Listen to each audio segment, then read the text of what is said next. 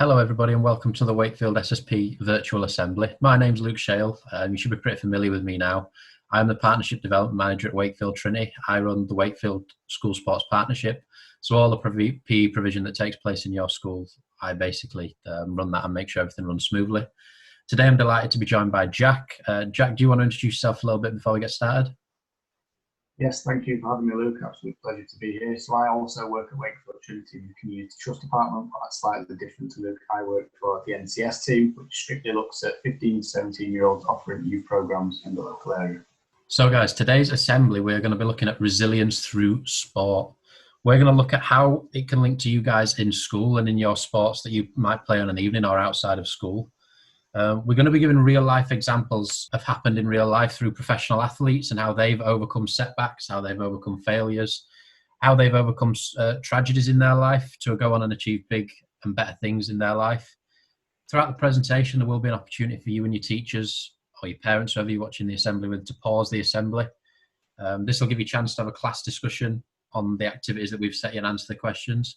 When you are ready to move on, please just click play and the assembly will play from there.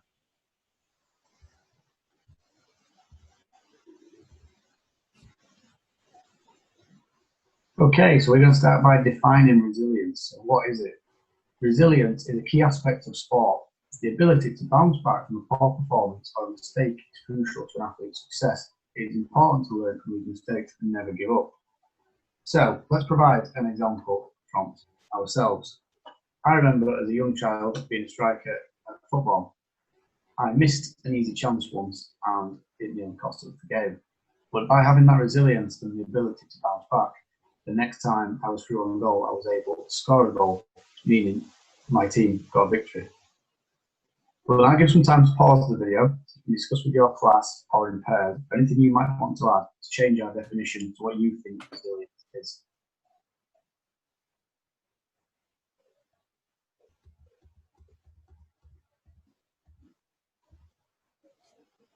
So guys, we're now going to take a look at some real life examples in the professional sporting world. The first one we came up with was Jamie Vardy. So hopefully a lot of you are very familiar with who Jamie is. Jamie is a professional footballer, plays for Leicester City in the Premier League and he's also played for England in his career, and he's turned out to be a very, very successful footballer, but it wasn't always that way for Jamie. So Jamie, just to give you a little bit of background on Jamie, Jamie started working in a factory while he was playing semi-professional football until he was in his early 20s. So he was quite old in football terms for making it into a professional footballer. So like it says there, he made his professional debut in 2007 for Halifax Town in non-league football. He then went on to win Players' Player of the Year in the same season at just 20 years old, but he didn't achieve his dream of playing in the Premier League till he was 25 years old, which in Premier League terms is really, really old. You see a lot of people breaking through in those sort of terms around the 18 to 20 mark. Incredibly, he then went on to help Leicester City to an historic Premier League title in 2014, something that was very, very unexpected and against all odds considering how big of a club Leicester are compared to the likes of the Liverpools and the Manchester Cities in the Premier League. And he then went on to make on his England debut and have a successful England career, and he still holds the Premier League record for scoring in consecutive games. So he scored in 11 games in a row in the Premier League, something which hasn't been matched since. So considering Jamie had a lot of setbacks in his early life, considering he was still working in a factory in his early 20s, he then went on to have a very, very successful career, partly because of his mentality and not giving up, showing how determined and resilient he was to achieve his goals.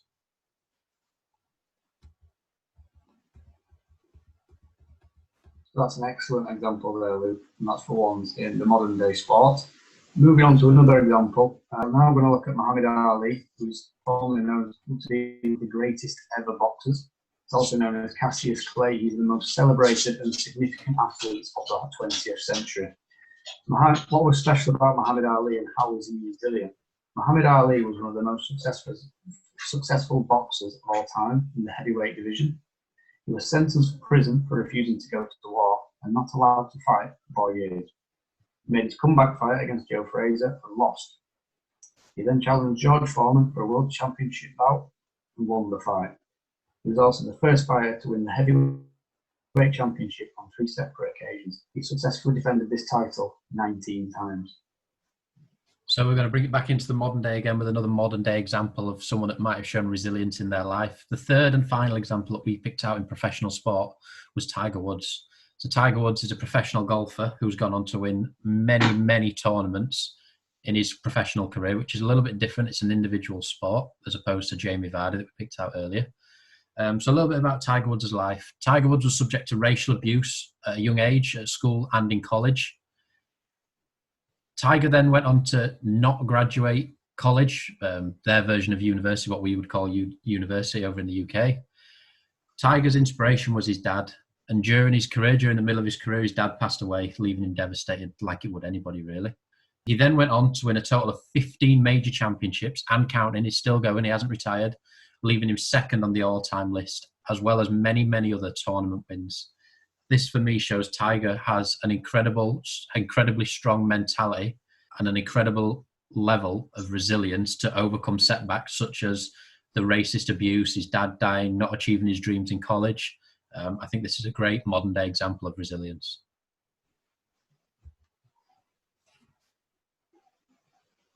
Okay, so moving on. How could you show resilience in your sport? We are now going to open the conversation up to you guys watching it at home or in your classrooms and link it specifically to a sports environment. We would like you to discuss as a class in pairs or with your families at home the following question. How could you show resilience in your sport? Please try to come up with a few different examples on how you or your team may do this. Can you test yourself to think outside the box and come up with a less common answer? Or think of an example from a sport you don't play as often. Please now pause the video for as long as you need. Once you have your answers and finish your discussion, we will move on to the next slide.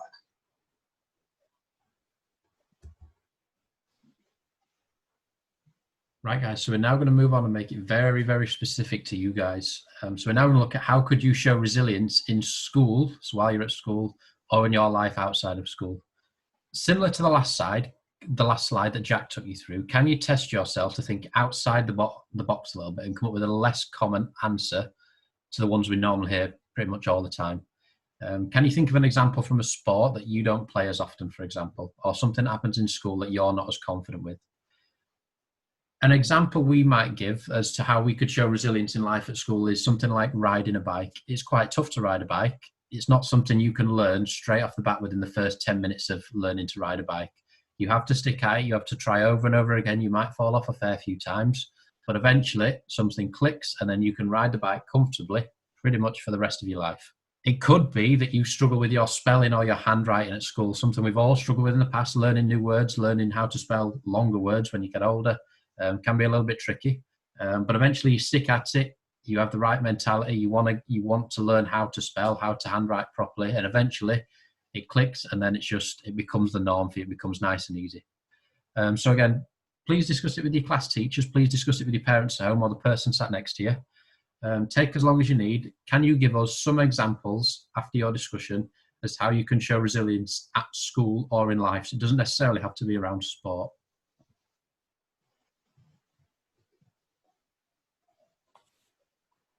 Okay, so moving on from Luke's previous slide, we are now going to relate that context from school and life into the sporting environment.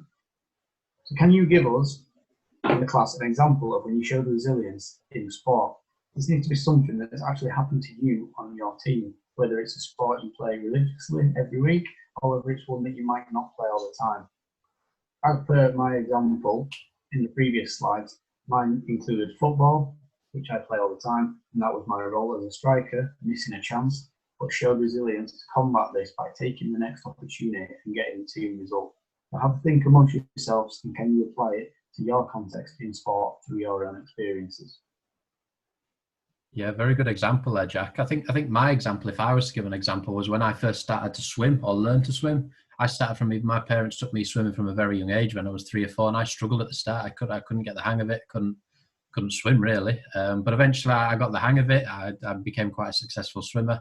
I even then went on to scuba dive, so you've got to be really confident while you're scuba diving, obviously, because there's a lot going on. So it just shows if you do stick at something, then you can make it to where you want to be. But that's it, guys. That's pretty much it. After you finish your discussion on this question, that's pretty much the assembly wrapped up. So hopefully you've taken away a few key messages from the assembly, and you've had your little discussions with your teachers, with your class. Thank you for watching as always. I hope you managed to take away the key messages. Try and show determination, resilience moving forward, be it at school if things aren't going well with your exams, or if your sporting team or you as an individual not having the success in life that you like. Stick at it, it will come good. From my experiences and from Jack's experiences, things are never as bad as they seem. Things always get better. So good luck in the future, and hopefully we'll see you soon. Thanks for watching. Bye-bye. Thank you. Goodbye.